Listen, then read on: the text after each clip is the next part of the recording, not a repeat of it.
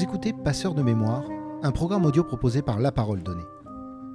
Les auteurs passeurs de mémoire sont toujours présents à la fête du livre de Toulon. Parmi eux, Jean-Louis Debré, ancien président de l'Assemblée nationale puis du Conseil constitutionnel, venu dédicacer ses livres, mais également monter sur les planches. L'ancien ministre de l'Intérieur a profité de son étape toulonnaise pour interpréter Ces femmes qui ont réveillé la France, une pièce tirée de son livre éponyme pour laquelle il partage la scène avec la comédienne Valérie Bochenek. Dans l'entretien qu'il nous a accordé, Jean-Louis Debré raconte l'origine de son engagement en politique, sa passion pour l'écriture et le théâtre, et le plaisir qu'il prend à vivre sa nouvelle vie de jeune comédien. D'autres passeurs de mémoire se sont succédés au micro de La Parole Donnée, chacun avec son histoire, ses émotions, ses espérances et tous ces instants qui font d'eux des êtres uniques. Annabelle Mouloudji, René Frény, Patricia Alémonière, Philippe Collin, Sonia De Villers, Laurence Edwige Andréani et Marc Bale nous racontent comment ils sont eux aussi devenus des passeurs de mémoire.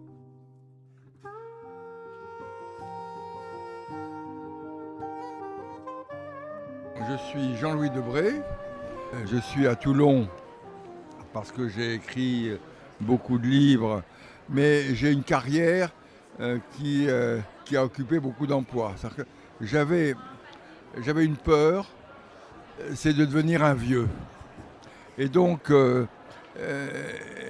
j'avais un souhait, c'était d'apprendre, toujours apprendre. Et regarde bien ton grand-père, toujours apprendre. Et donc j'ai commencé ma carrière comme magistrat, juge d'instruction. Et puis au bout d'un certain nombre d'années, je me suis dit, mais tu ne peux pas devenir un vieux juge, blasé, résigné, sceptique. Il faut apprendre, toujours apprendre. Et à ce moment-là, je suis entré en politique. J'ai été élu député, conseiller général, maire, et puis je suis devenu ministre, président de l'Assemblée. Et puis quand j'étais président de l'Assemblée, je me suis dit il faut quitter la politique avant qu'elle ne te quitte. Et donc j'ai quitté la politique et je suis devenu président du Conseil constitutionnel. Et maintenant, je joue au théâtre, j'apprends un nouveau métier, qui est le métier de comédien.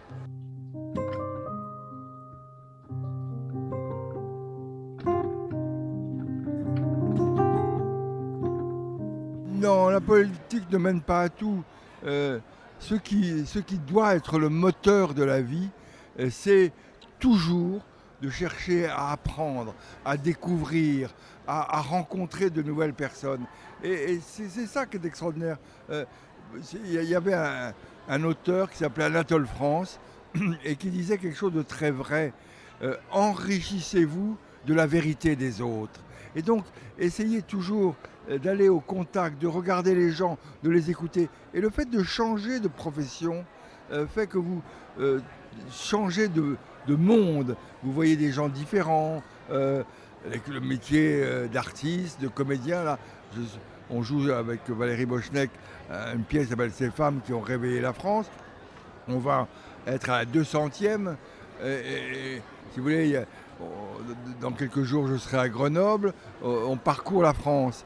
Et ça, alors que je l'ai parcouru quand je faisais de la politique, mais le regard du comédien, le regard de l'acteur est différent du regard de l'homme politique. Alors c'est vrai que la politique est un métier du spectacle de plus en plus, mais vous parlez à des gens qui sont, quand vous faites des réunions politiques, à 90% convaincus, des gens qui sont là pour valoriser l'orateur et qui viennent alors qu'ils n'ont pas payé leur place. Quand vous êtes comédien, vous êtes chaque soir avec un public différent qui a payé sa place et qui vous regarde différemment. Et donc tout change. Et c'est ça le sel de la vie, c'est d'être toujours à la recherche de quelque chose de nouveau.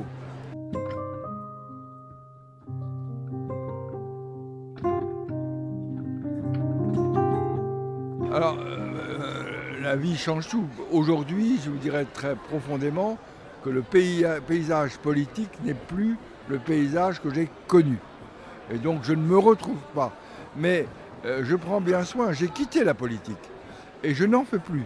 Alors, ça ne veut pas dire que je ne m'y intéresse pas, mais les gens qui sont là, la façon de faire la politique n'est plus la mienne.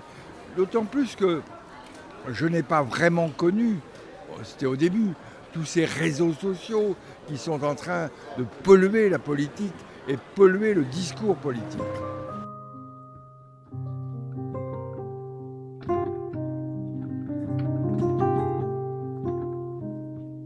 D'abord, mon père, avant d'être Premier ministre, a été un résistant.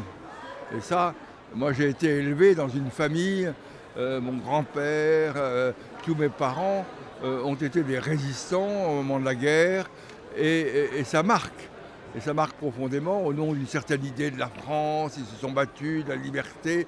Il y a eu dans ma famille des gens qui ne sont pas revenus. Et donc, si vous voulez, on était élevés dans le culte de la France. Quand je regarde, en ce moment je suis en train de travailler sur les discours politiques. Et ce qui me frappe beaucoup quand je regarde l'Assemblée nationale, c'est la différence avec le temps passé. Quand vous relisez les discours de Jaurès, de Clémenceau, de Poincaré, de Léon Blum, vous avez des discours prononcés par des hommes de culture. Aujourd'hui, quand vous écoutez les discours, ce ne sont pas des discours de... Il n'y a pas de cette dimension.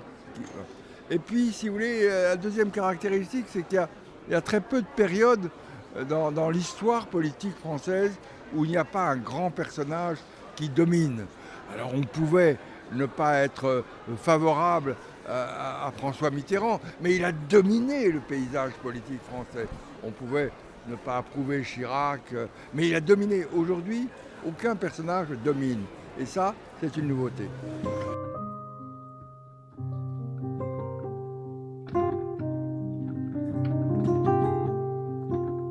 C'est une affection. Avec Jacques Chirac, avec lequel je n'étais pas toujours d'accord, il y avait une liberté de parole tous les deux. En politique, c'est très rare. Mais, en politique, plus vous montez dans la hiérarchie politique, plus vos adversaires, entre guillemets, ce n'est pas les adversaires politiques, c'est vos propres amis, puisque plus vous montez, moins il y a de postes à distribuer. Mais voilà, c'est une amitié, c'est une affection qui a duré toujours. Vous savez, moi je crois beaucoup à l'amitié, et donc voilà, c'est comme ça, je suis comme ça. Mais je trouve que, si vous voulez, par rapport à des périodes de l'histoire de France, les périodes que j'ai connues, aujourd'hui, la politique, c'est défendre des places plus que des idées. Et ça, je trouve ça dramatique. Alors, le conseil que je donne à tous les jeunes que je vois, c'est avant de rentrer en politique, ayez un métier. Moi, je suis rentré en politique après de très très nombreuses années de juge d'instruction, de magistrat, et tout de suite, je suis allé à la commission des lois. Et quand je voyais un certain nombre de députés qui parlaient de la justice, je disais, mais ils n'ont jamais vu. Ce que je veux dire, c'est que avant de rentrer en politique, ayez un métier. C'est important parce que vous serez respecté parce que vous avez eu ce métier. Vous parlez aujourd'hui à un homme qui a, fort de son passé, fort de sa famille, a fait plusieurs métiers et aujourd'hui se consacre à apprendre. C'est quand même fantastique à mon âge d'être un jeune comédien, d'apprendre. Et c'est ça qui tient en forme. C'est d'être toujours envie d'apprendre. Là, je cherche quel sera mon métier dans 2-3 ans. Et donc voilà. Et c'est ça l'espoir. C'est ne jamais mettre le baluchon au bord de la route et toujours prendre les chemins les plus difficiles, les plus escarpés.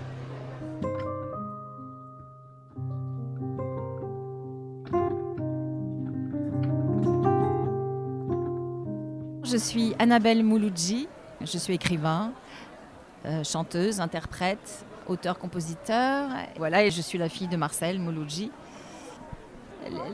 Les pères ne savent pas toujours comment communiquer avec leurs filles. Voilà, parce que quand elles sont toutes petites, quand elles sont, voilà, c'est des petites poupées toutes mignonnes.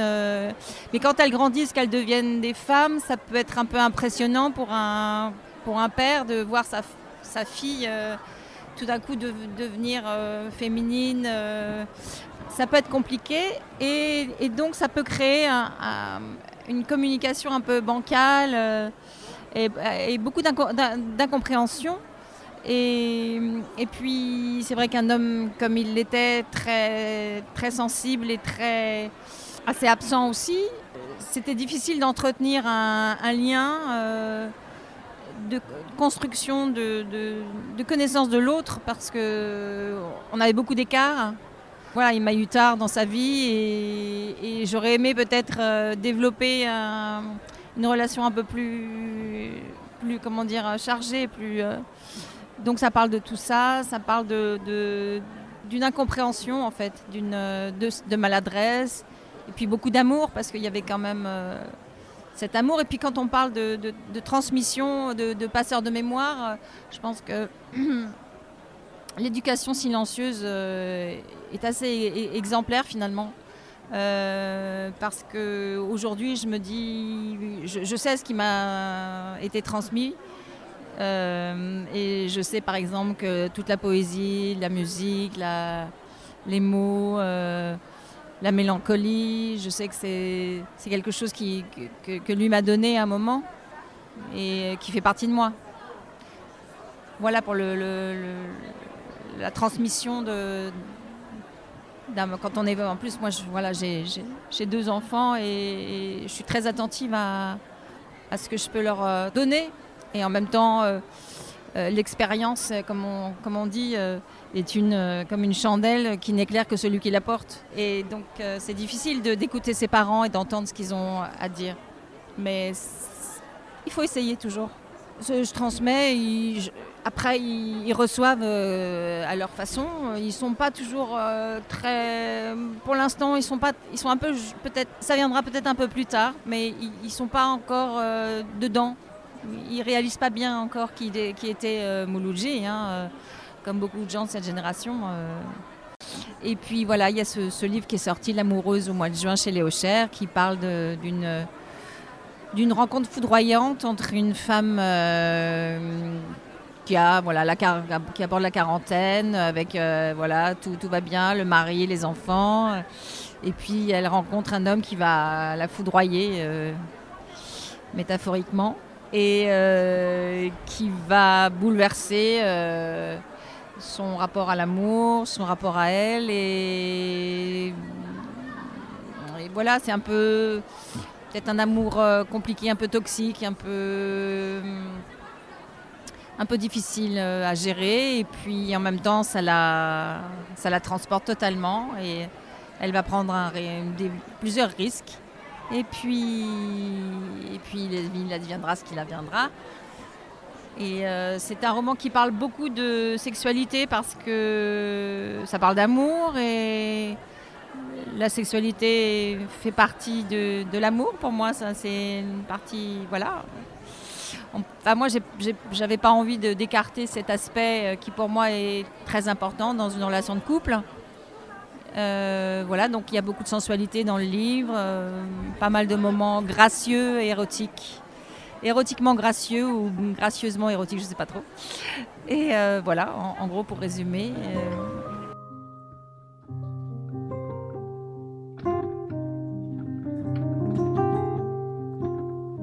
Je m'appelle René Frény et je suis écrivain. J'ai écrit une vingtaine de romans. On est un passeur de mots et de mémoire et surtout d'émotions. Alors bien sûr que dans notre mémoire, il y a avant tout les émotions. Et pour moi, un écrivain, c'est un écrivain qui soulève, grâce à quelques mots, des émotions très fortes, des émotions universelles. Et moi, j'ai l'impression, quand je lis, que je ressens des émotions que je n'ai parfois jamais ressenties aussi violemment dans la vie. Et quand j'écris, donc j'essaie de trouver en moi ces émotions. Alors qu'est-ce qu'une émotion ? Ça peut être la naissance d'un enfant, ça peut être la mort d'une maman, ça peut être le premier jour d'un amour immense, ça peut être toutes les émotions de nos vies. Et je pense qu'un écrivain, en tout cas en littérature, les gens qui font de la poésie et du roman, ils organisent le chaos de leurs émotions. En écrivant, ils s'apaisent, ils organisent ce chaos qu'on appelle l'émotion. L'écrivain, dans la société, non seulement il est là pour faire comprendre, mais pour apaiser. Alors bien entendu qu'on réfléchit plus apparemment quand on lit un philosophe, un essayiste, mais je pense qu'on réfléchit énormément en lisant un roman, en ce sens que vous lisez une histoire, un homme ou une femme confronté à toutes ses passions, la peur, la terreur, la joie, et donc à travers ces sentiments, ces émotions, vous compreniez mieux qui vous êtes. Et je pense qu'un grand écrivain, c'est un miroir. On l'a dit, un écrivain, c'est un homme qui promène un miroir, et le miroir est tourné vers l'extérieur, et chacun se voit dans ce miroir. Donc un roman, c'est un miroir où l'on voit notre enfance, notre jeunesse, nos parents disparus parfois, et tout ce que nous avons traversé de merveilleux et de terrible.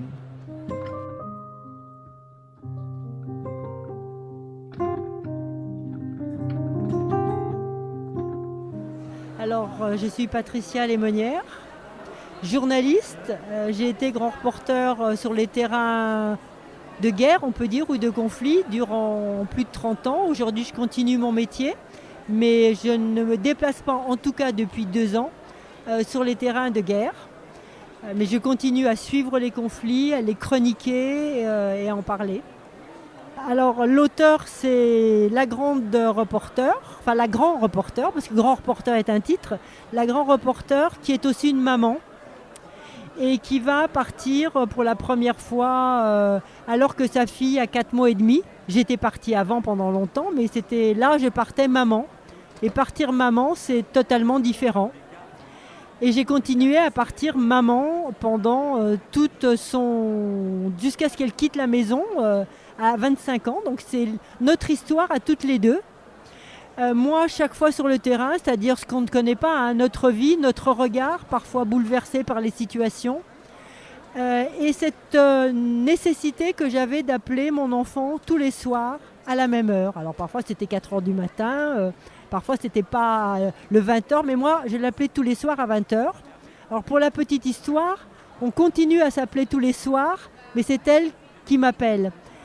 Parce que maintenant elle travaille, elle a un métier un peu plus compliqué, donc c'est elle qui m'appelle. Et ce que je lui racontais sur le terrain, c'était ce que je voyais. Enfin, quand elle avait 4 mois, je chantais des comptines. Et après, tout de suite, j'ai pu lui parler dès qu'elle a eu un an et demi.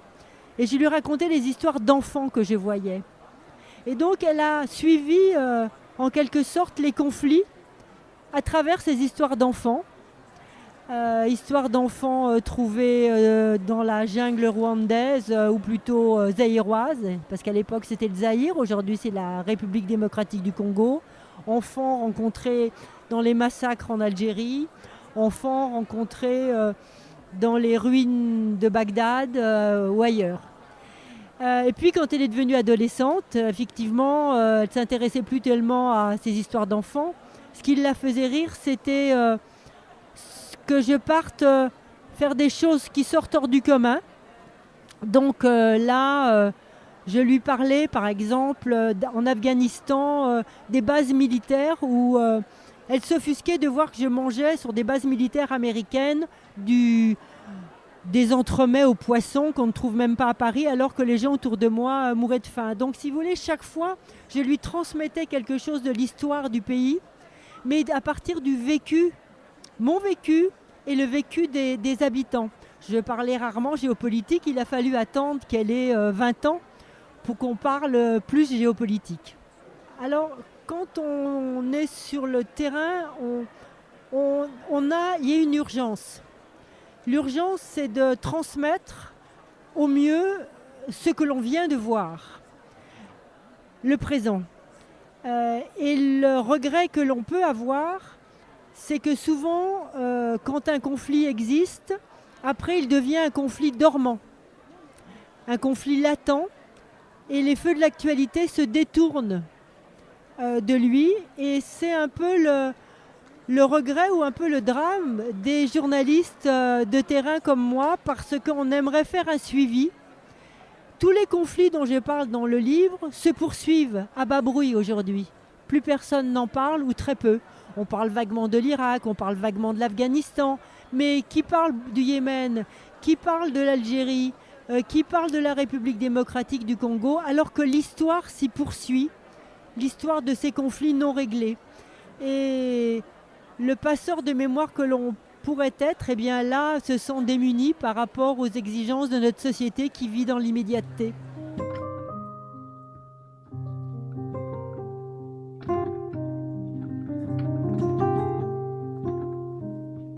Je m'appelle Philippe Collin et je suis producteur de podcasts, entre autres, pour France Inter. J'aime beaucoup cette expression de passeur de mémoire. Donc déjà, je veux bien l'endosser. Me voilà passeur de mémoire. Et j'aime bien cette idée. L'autre chose que je peux dire, c'est que Jules Michelet, qui est un grand historien, a écrit que faire de l'histoire, c'est toujours une opération de résurrection. C'est-à-dire qu'on fait revivre le passé à travers des récits de personnages, de faits de société, de culturels, politiques, économiques. Donc moi j'aime bien cette idée de faire revivre le passé. Et dans cette entreprise de résurrection, il y a évidemment la dimension de passer du savoir, passer de la mémoire. Alors qu'est-ce que ça veut dire concrètement ? Ça veut dire par exemple que quand on fait ces podcasts-là, nous, autour de figures historiques, on a une équipe qui absorbe beaucoup de travaux scientifiques. Donc on lit beaucoup de livres. On lit parfois 10, 15, 20 livres autour d'un sujet. Des livres faits par des historiens et des historiennes. Donc on a le temps de le faire. On a le temps d'absorber ce savoir. Et ensuite, on le rend accessible en 8, 10 ou 12 heures à travers ces séries de podcasts. Et c'est en ça qu'on est des passeurs. C'est-à-dire qu'on absorbe la matière et on la rend de manière, on va dire, à la fois populaire et en gardant l'aspect scientifique, mais aussi en ayant en tête qu'il y a différents niveaux de lecture et d'éducation parmi les auditeurs. Donc on a toujours ça en tête. Donc c'est en ça qu'on est passeur. Et ensuite, une fois qu'on a écouté les podcasts, libre aux auditeurs de retourner vers les livres. Hein, c'est un jeu de va-et-vient. Nous, on lit les livres, on les recrache entre guillemets dans un podcast, mais peut-être que les auditeurs vont à nouveau s'emparer des livres ensuite après l'écoute. Voilà. Et parfois même on donne naissance à un livre adapté du podcast. Donc c'est en ça où effectivement j'aime beaucoup ce mot de passeur parce que je suis entre deux mondes. Voilà, entre un monde qui a le temps d'écrire des livres et un monde qui a moins de temps de lire aujourd'hui. Et peut-être que nous on peut trouver un trait d'union pour Léon Blum, faire aussi Une vie héroïque. Le podcast faire en 10 revenir les gens épisodes vers la réalisé par littérature. Philippe Collin Et la a littérature connu un scientifique. tel succès que son auteur, aujourd'hui encore, s'en étonne.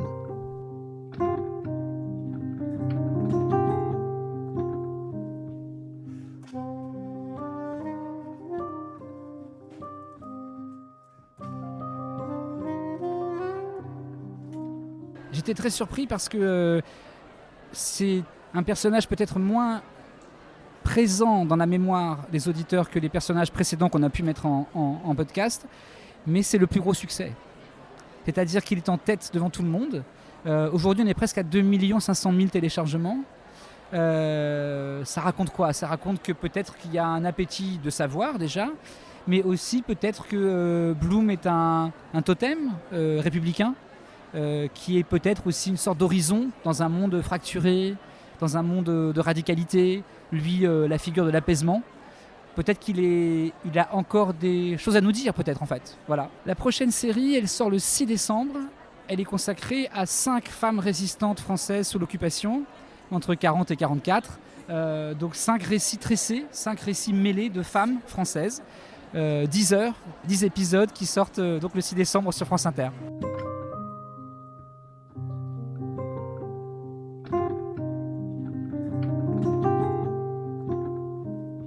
Je m'appelle Sonia De Villers, vous pouvez m'entendre le matin en interview à 7h50 dans la matinale de France Inter et puis le soir je présente une petite émission à 19h30 sur Arte. J'ai écrit mon premier livre qui s'appelle Les Exportés, qui est paru chez Flammarion, qu'on peut trouver aujourd'hui en poche chez J'ai lu et qui raconte l'histoire de ma famille qui a fui la Roumanie en 1961. Là, je pense que j'ai fait ce rôle de passeur de mémoire dans une histoire qu'on m'a moi-même pas raconté.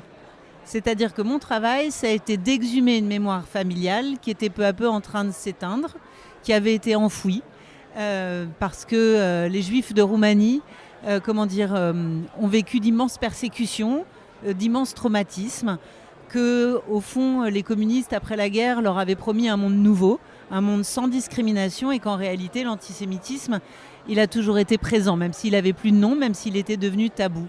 Donc en réalité, on a enfoui cette mémoire des Roumains juifs On l'a enfoui au niveau politique et on l'a enfoui au niveau intime. Mes grands-parents n'avaient plus envie de raconter, mes grands-parents ont voulu changer de nom après la guerre, ils ont voulu se projeter justement vers l'avenir, très optimistes, très crédules aussi. Et quelques années après, ils ont été exclus du Parti communiste, ils ont été rattrapés par l'antisémitisme roumain et ils ont fui vers la France. Et donc, oui, j'ai fait un travail de passeur de mémoire parce que, encore aujourd'hui en Roumanie, on a du mal à affronter le passé antisémite, on a du mal à affronter la Shoah. Et j'ai fait un travail aussi de transmission de mémoire dans une famille où, encore aujourd'hui, on a du mal à regarder ce passé en face. Et ce travail, il a d'abord été fait par un très grand historien qui s'appelle Radu Ioannid et qui a exhumé dans les archives de la police politique, la Securitate, tous les documents qui racontent comment les Juifs de Roumanie ont été vendus par le régime communiste. D'abord troqués contre du bétail et ensuite vendus contre des valises et des valises de dollars. Évidemment, ça n'a pas enrichi les Roumains, ça n'a enrichi qu'un tout petit club de gens autour de la dictature de Ceausescu. Donc ce travail d'historien, il avait été fait, jamais publié en France, publié seulement aux États-Unis et en Roumanie. Et c'est vrai que quand on est un écrivain, qu'on y met de la chair, qu'on y met de la mémoire familiale, qu'on y met de la littérature, qu'on y met du récit, qu'on y met non pas de l'histoire avec un grand H, mais avec un petit H, eh ben, on fait découvrir au grand public le travail des historiens. Pas seulement celui de Radu Ioannid, celui de plusieurs historiens. Et c'est là où je pense que l'écrivain, il a un rôle à jouer en plus de l'historien. Je vous avoue que moi-même, je n'imaginais pas rencontrer ce succès-là. Au moment où on se parle, là, au mois de novembre 2023, on est en train de dépasser les 55 000 exemplaires vendus. On avait préparé un petit tirage. C'était une histoire qui se passe à Bucarest en 1961. Comment imaginer que ça rencontre un tel retentissement? Donc les critiques ont été excellents. L'accueil a été très chaleureux dans tous les salons du livre, dans toutes les librairies, partout en France. Et en fait, ce que j'ai compris, c'est que la question de l'exil et du déracinement, qui justement abîme la transmission de la mémoire familiale, eh ben, il est partout. Il est partout en France, dans tous les milieux sociaux. Partout en France, il y a des familles qui ont été déchirées par l'exil et par le déracinement. Et moi, il y a des gens qui sont venus me voir et qui m'ont, par exemple, partout en France, énormément parlé de l'Algérie, ce pays d'avant. J'ai parlé avec des Français d'Algérie ou des descendants de Français d'Algérie, mais aussi avec des musulmans d'Algérie, avec des Juifs d'Algérie. Ce pays d'avant, dans lequel nos enfants et nos petits-enfants ne pourraient jamais retourner. Ce qui a été le cas pour ceux qui ont fui les dictatures communistes des pays de l'Est. On ne pouvait pas y retourner jusqu'à la chute du mur. Il était impensable d'imaginer que ses propres enfants y retourneraient un jour. Moi, du coup, on ne m'a pas parlé roumain. On imaginait qu'on n'y retournerait jamais. Et donc, voilà des choses qui sont présentes dans beaucoup de familles en France. Et voilà des choses qui ont, voilà des lecteurs qui ont retrouvé des points communs avec mon histoire, même s'ils n'ont rien à voir avec l'histoire des Juifs d'Europe de l'Est et rien à voir avec la Roumanie.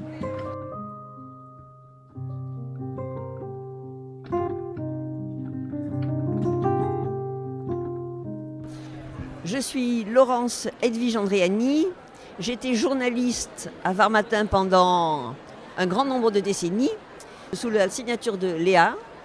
Et je suis aujourd'hui le co-auteur d'un livre initié par M. Marc Beil, avec deux autres journalistes de Var Matin, Patrick Lorenzini, José Lanzini, M. André Forest, M. Marc Beil évidemment, et M. Cyriaque Beil. Bien, je suis Marc Beil, toulonnais et de profession, j'ai été préfet. J'ai été aussi dans une vie antérieure conseiller général du Var pendant un mandat. J'ai une passion pour l'histoire, la véritable histoire, celle dans laquelle il y a débat et discussion.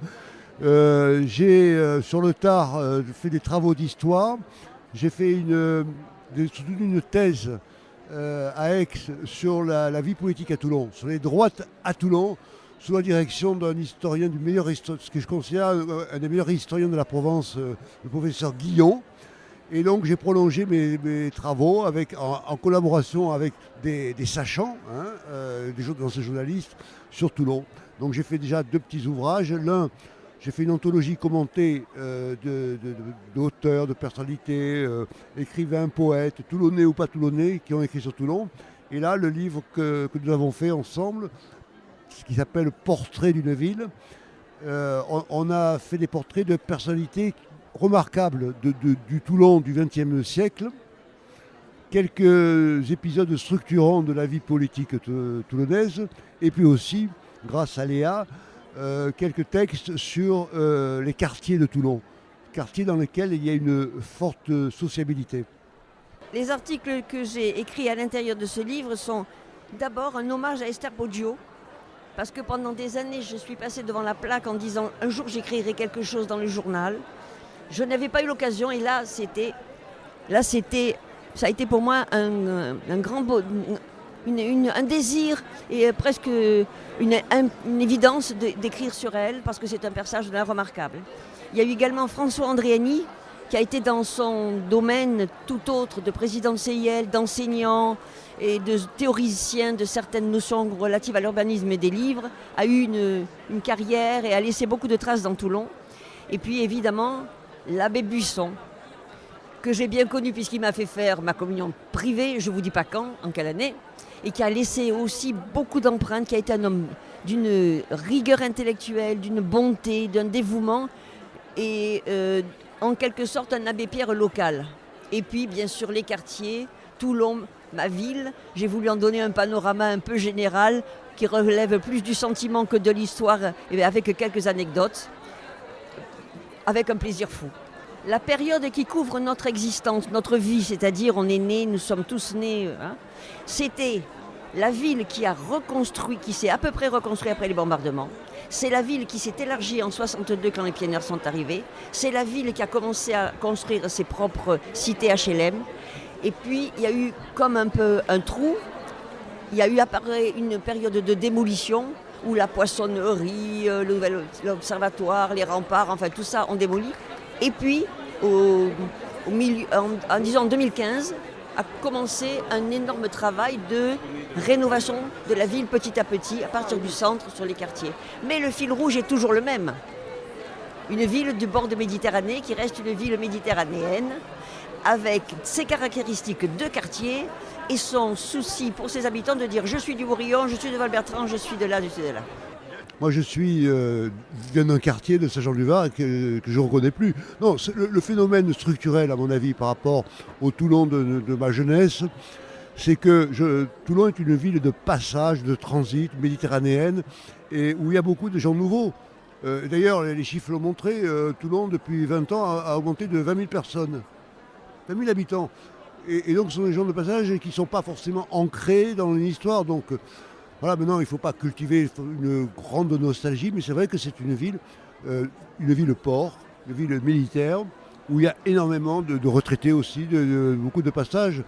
Ce que je note, c'est aussi, si le centre-ville, j'espère, renaît, par contre, je crains quand même que les quartiers périphériques, je pense par exemple à des quartiers que je connais bien, comme le Pont du Las ou Saint-Jean-du-Var, tout ça, perdent un petit peu de leur âme. Moi, j'ai connu un Saint-Jean-du-Var qui était Merci d'avoir écouté cet épisode très de La Parole forte Donnée. sociabilité. Vous pouvez nous suivre sur notre site et nos réseaux on appelait sociaux ça les et faubourgs nous à l'époque. soutenir via notre page Tipeee. Voilà. Donc là, il y a du changement.